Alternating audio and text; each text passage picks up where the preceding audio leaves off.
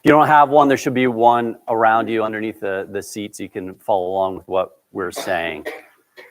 I know Lindsay left with the kids, and so it was probably better this way because she would be embarrassed if I pointed her out, but she's done a great job. But I realize it's not just a Lindsay or it's an Amber job. It's like a whole family job. The whole family's been in, and I would encourage you to go downstairs and through, and they put in a lot of work, and it's gonna be a great week. So I think last week they told me 65 kids were already pre-registered. I don't know if there's more than that for this week, but it's looking forward to it. A few years back, I was driving in Florida, and all of a sudden, it was like the heavens opened up, and I'd never seen that much rain before, and it's hitting my windshield. And it's one of those things, I'm not sure if you've ever experienced this, where I'm not sure what to do. Do I continue driving? I can't hardly see 10 feet in front of me. Do I pull over? I can't see the side of the road. Am I going to get hit if I pull over? And it was just a scary situation. Storms have a way of bringing out fear in our lives. It can be in nature, or it can be the storms in our lives. And it's natural for us to be afraid. Now, I'm just going to be honest with you about me. I can be fearful. I have a way sometimes of even taking ordinary circumstances and turning them into nightmare situations. So someone's late to a meeting, and I figure, oh, well, they must have been in a horrific car crash because that's why they're late. The fire alarm goes off, and my office is right here. I'll look out the window to see if my house is on fire, because that's the logical conclusion for the fire alarm going off. My son won't return my text. Something awful must have happened to my son because he's not returning my text. That pain that I have, it's probably cancer. So sometimes I wonder what's wrong with me. Many people over the years probably have wondered that same thing about me too. But just to be honest before you today, I can struggle with this concept of fear that we're talking about today. And it is an area that I've not just said, well, it's just over. God is working on me in this area. And so today, as we talk about fear, I know I need this. I'm sure that you need this. And we're here today. God's brought us here to experience Him, to hear truth from His Word, and hopefully experience some freedom from the bondage of fear. So we're starting a new series today called The N Commandments. It's a series based on a similar series out of North Point Church, and it's a focus on things that Jesus taught. A lot of times we know the positive things that were said, but this is the negatives, like don't do these things. And so as the church began to spread, these teachings were at the very forefront. So Jesus said some things, some really wild, crazy, powerful things like sin not, hate not, judge not. And so the end commandment I want to talk to you about today is fear not. So if you're following along, the main point is don't fear, do believe. Don't be afraid. Instead, trust in God. Don't be frightened. Have faith. Don't fear, do believe. Now we're starting this series with fear not because the command to fear not is the most frequent not command in the entire Bible. It is mentioned more than any other not command. Why is that? Why would the command fear not be over and over and over again in the Bible? And my guess is that it's like the universal human experience. It's something that we all deal with. But God doesn't want us to live in fear. Fear is going to ruin our lives, ruin our relationship with God. When we invite fear into our lives, we're going to have less peace. We're going to have more anxiety, more stress. Again, God doesn't want that for us. He cares about us, wants to address this for us. What are some common fears that we have? We're going to put that on the screen. Loss of a friendship, the loss within our marriage, maybe the loss of a child, loss of health, or even loss of control. Failure is another common fear that we have, where we won't measure up, that we can't keep up, that we fail God and we just are failures. Rejection, where we're left out again. We're never going to marry. That our friends just don't want to be around us. Or even a fear of the unknown, with what's going to happen with my health, a job, my future with change. Fears are often a part of our lives, and we need to overcome fear with faith, which brings in our memory verse. It ties in well with this concept. It's from Romans 12:21. If you're following along in the booklet, it's different. I changed the memory verse, my apologies, but here it is. It's do not be overcome by evil, but overcome evil with good. Evil's a strong word, isn't it? It's not the word we even like to kind of, like, there's a different concept for evil. But to live in fear, the Bible would identify that as sin. That is evil. Why? Because fear, and we're going to talk about this, but fear is ultimately a rejection of God. And so we need to overcome evil with good. That means choosing faith over fear. That's what Jesus wants for his followers, and we're going to see that in the passage today. So we're in the book of Mark, and in this passage, Jesus had just started his ministry. He got his team of disciples together. He had been teaching, and now he's going to teach something pretty significant to his followers. So we're going to talk about the setting for fear. The setting for fear. The disciples didn't realize it, but this was an evening they would never forget. Things were about to go from good to bad pretty quickly. So Mark chapter 4, starting in verse 35. On that day, when evening came, he said to him, "Let us go over to the other side." Leaving the crowd, they took him along with them in the boat, just as he was, and the other boats were with him. So evening, it's getting late. Jesus had a long day of teaching, surrounded by crowds of people, just kind of wanted to get away a little bit. And so Jesus says, hey, with his followers, let's get in the boats. Let's head out. So, but it would not be an ordinary evening. Let's continue. Verse 37. And there arose a fierce gale wind, and the waves were breaking over the boat, so much that the boat was already filling up. And so out of nowhere, this fierce storm came. So it began to get very windy. The water was churning. The waves were growing. And eventually these waves were crashing into the boat, filling up the boat. This was a mega storm. And it made for a scary situation for the disciples. The table was set for their fear. Excuse me. Now, I've been there. I can relate. Nature has a way of bringing out fear in our lives, just the power of nature. Now, my wife, she's from Florida. She's been through hurricanes. She's weathered hurricanes. Now, I don't want to brag to all of you, but I weathered a hurricane while I was in Virginia. You know, the Virginia hurricanes they're kind of dicey. So what happened, that hurricane hit Florida and just worked its way up the coast. Now, probably wasn't classified as a hurricane anymore or even a tropical storm, but it was windy. It definitely was windy and rainy, and stuff was hitting the windows, the dorm was creaking, and it totally was so scary. It was unnerving for me. And when these things happen, we tend to get into a panic mode, which leads to this fear. And that's where these guys ended up. But Jesus is going to challenge them. Don't fear, do believe. Next, we're going to see the responses to fear in verse 38. And these verses are going to show us very different responses to what was happening. So Jesus had one response.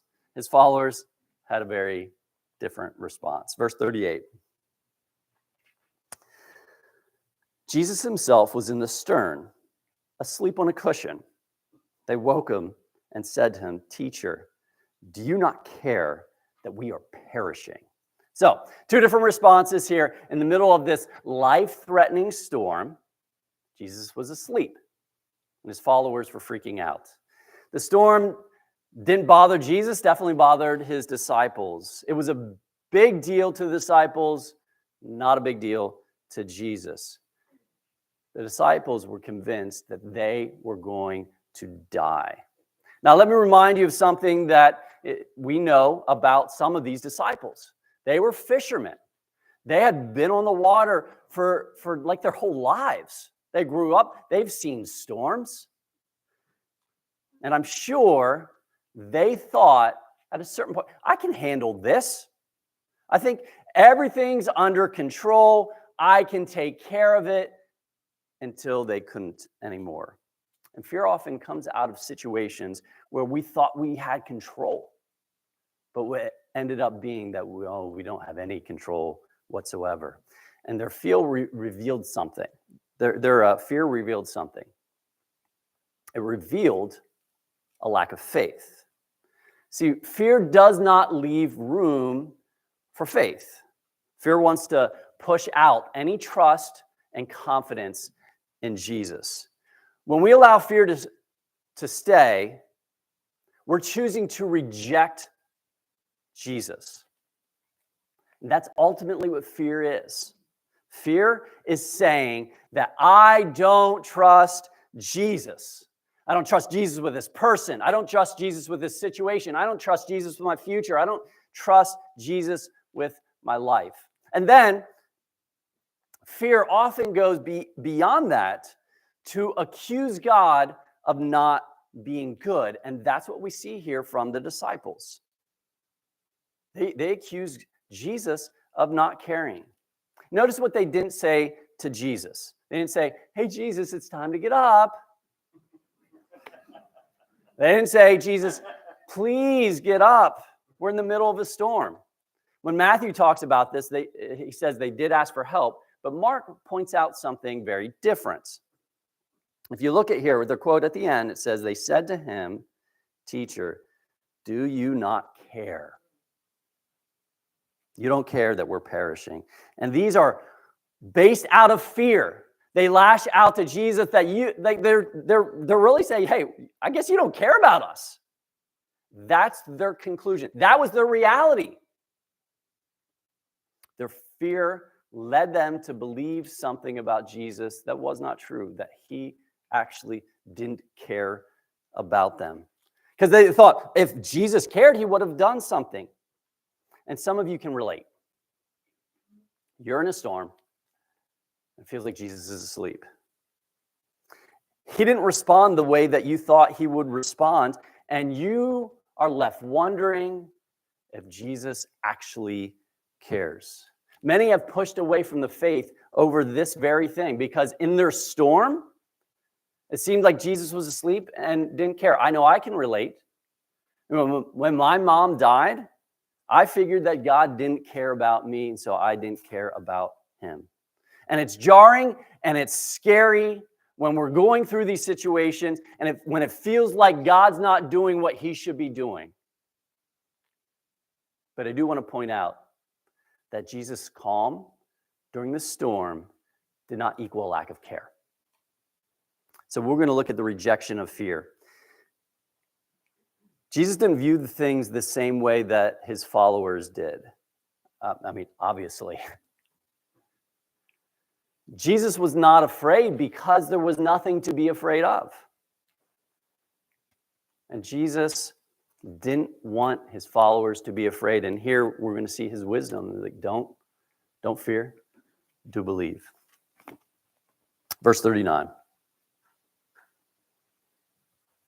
He got up, rebuked the wind, said to the sea, "Hush, be still."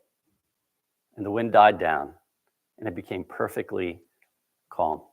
So Jesus got up, told the wind to stop, the sea to chill out, for the storm to quiet down. He spoke, it listened, which is just wow.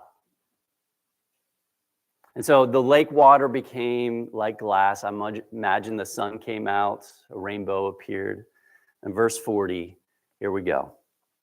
He said to them, "Why are you afraid? Do you still have no faith?" And so Jesus turns this moment into a teaching moment. He turns to his followers, soaking wet. They're exhausted. They're fearful. And he asks them a question. He says, "Why are you afraid?" And then he challenged their lack of faith. And so this is our end commandment for today. Our end commandment is fear not. Do not fear. So again, I said at the beginning, the commandment to fear not is the number one not commandment in the entire Bible. It's over and over. It's the most repeated one. And so Jesus did not want his followers to be afraid. So he posed this fear not command in the form of a question. Why are you afraid? And I wonder if they thought, well, what do you mean? Like, you were just here, right? How do you, what's the point of that question? It's obvious why we were afraid. We're about to die. We had a good reason to be afraid. And I think that's where we land. We come up with good, human, logical reasons for our fear.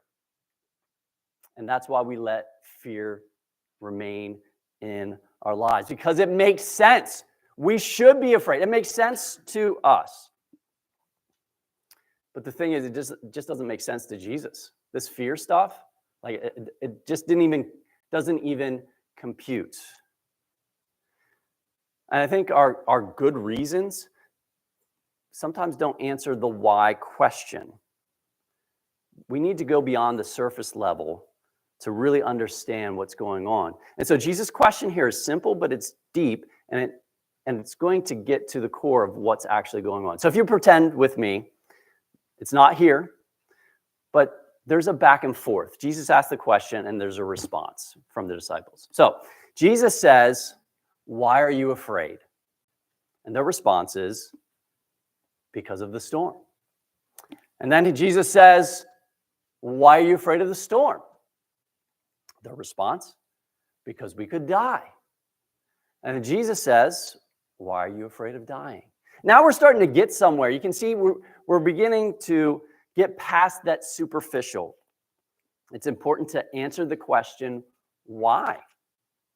To slow down long enough and say, why are we actually afraid? And continue down that rabbit hole.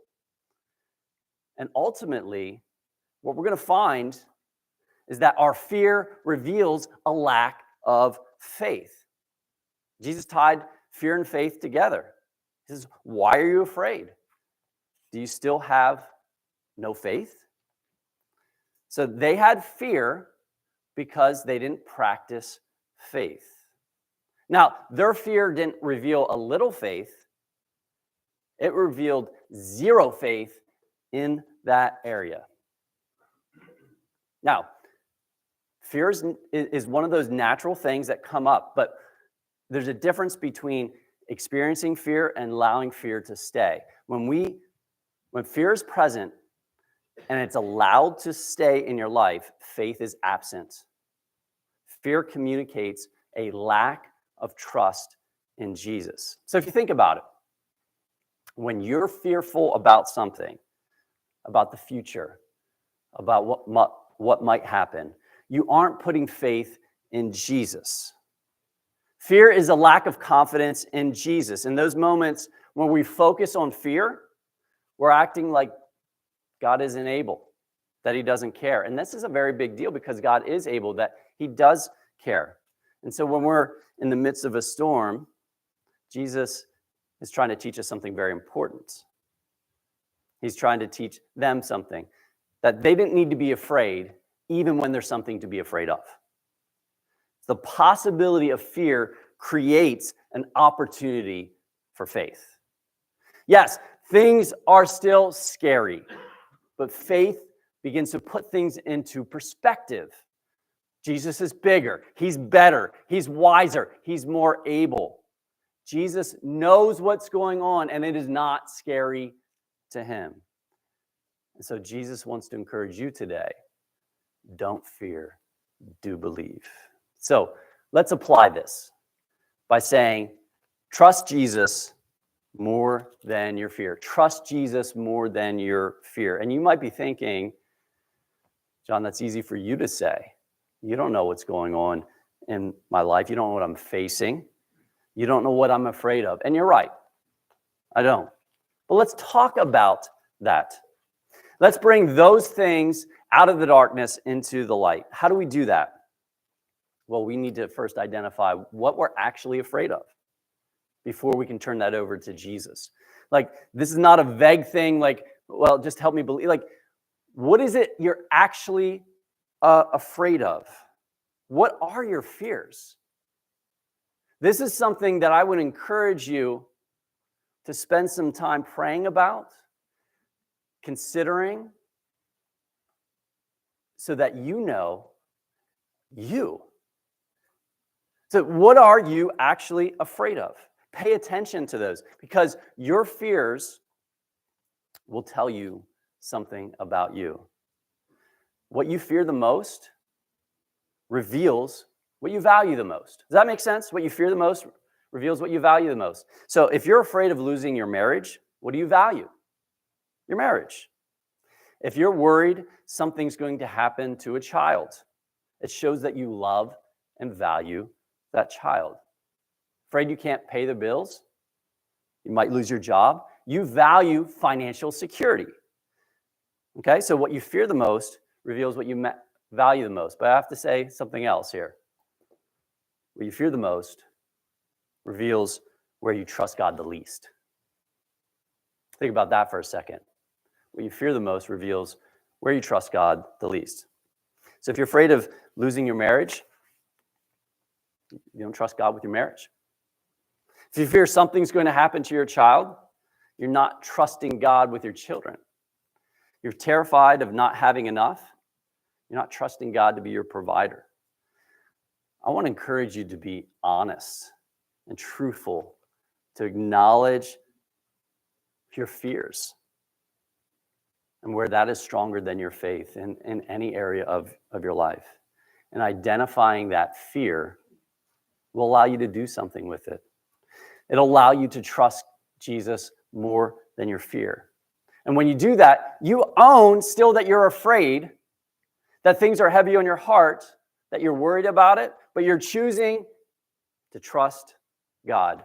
You're going to choose faith over fear. As we close, I want to look again at verse 40. There's one final piece of the puzzle that I think should help us with fear. So, again, verse 40. He said to them, "Why are you afraid?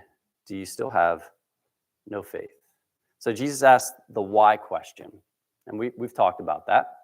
But there's another side to that answer. Ultimately, I believe this question, why are you afraid? It was a rhetorical question, because there was no good reason for their fear that was allowed to stay. He was saying that ultimately they had nothing to be afraid of. Why? Why didn't they have anything to be afraid of? And don't miss this. It's because Jesus was with them. Yes, it's important to understand that whatever storm you're facing, Jesus is in the boat with you. He was with his followers. He's with us. And so Jesus might feel like he's asleep. You might feel like everything is crashing in on you.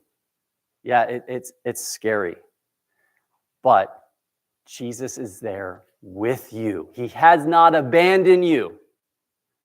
He has power over the storms that you're going through, the chaos that is raging inside of you. And so he was teaching his followers to believe in him more than they believed in their fears. He wanted them to know that they didn't have anything to be afraid of, even when there was something to be afraid of. Jesus can be trusted. He knows what's best, and he's with us through the storms of life. I know I need to hear this and be reminded of these things often. And so my encouragement to you is don't fear, do believe. Trust Jesus more than your fear. When you start to be afraid, catch yourself, stop there. Ask those wise questions, what's going on? And turn those over. The best you know how. This is not a perfect formula, but the best you know how, turn that back over to Jesus. Ask him to help you believe.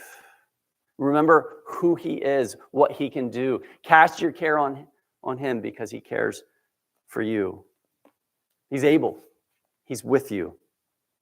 So you have nothing to be afraid of, even when there are things to be afraid of. Let me pray for you.